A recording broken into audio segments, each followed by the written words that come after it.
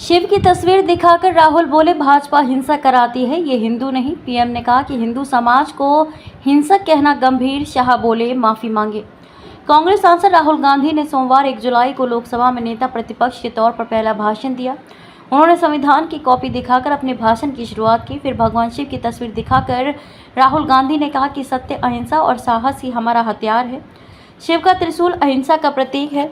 इस पर ओम बिरला ने राहुल को टोका और कहा कि ये नियमों के खिलाफ है। राहुल ने कहा कि इसके जरिए मैं बताना चाहता हूं कि शिव जी से कभी न डरने की शक्ति मिलती है।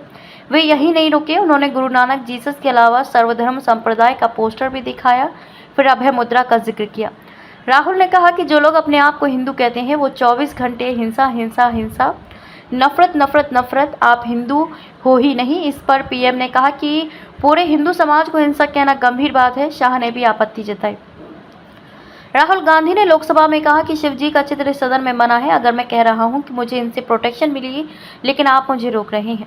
इसके बाद मेरे पास और भी चित्र है, मैं सब दिखाना चाहता था। पूरा हिंदुस्तान इस चित्र को जानता समझता है। मैं इस तस्वीर को क्यों लाया, क्योंकि इस तस्वीर में आइडिया टू डिफेंड है। शिव जी के गले में सांप है। इसके पीछे का मकसद है किसी से डरना नहीं चाहिए। इसके बाद राहुल ने गुरु नानक की तस्वीर दिखाई। फिर शोर होने लगा। राहुल ने कहा कि कुरान में लिखा है कि पैगंबर ने कहा है कि डरना नहीं है। गुरु नानक जी के चित्र में भी आपको अभय मुद्रा दिखेगी। वो भी कहते हैं कि डरो मत, डराओ मत। जीसस क्राइस्ट के चित्र में भी अभय मुद्रा है। जीसस ने कहा था कि कोई आपको एक थप्पड़ मारे तो दूसरा गाल आगे कर दो। राहुल गांधी ने कहा कि भगवान राम की जन्मभूमि अयोध्या ने बीजेपी को मैसेज दिया। फैजाबाद की सांसद अवधेश पासी की ओर इशारा करते उन्होंने कहा कि ये मैसेज आपके सामने बैठे हुए हैं।